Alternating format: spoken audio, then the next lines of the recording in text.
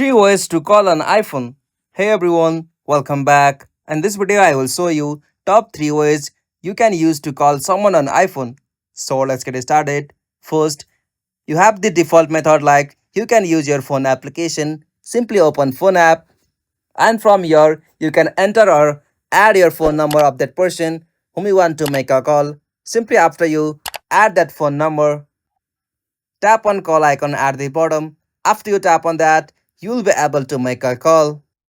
For the another method, you can open the contact app. Simply open the contact application on your iPhone and from the section you can find all of your contacts from where you can choose the contact whom you want to make call. Simply tap on that contact. After you find the phone number of that contact, tap on the call option at the top. After you tap on that, you will be able to make a call.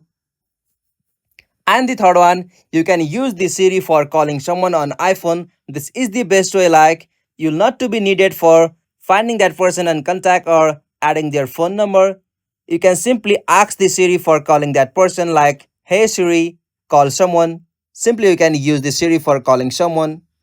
Like from this process, you can make calls on your iPhone. If you found this video helpful, please don't forget to give a like and subscribe for more iPhone tutorial like this. Thanks for watching. Have a good day.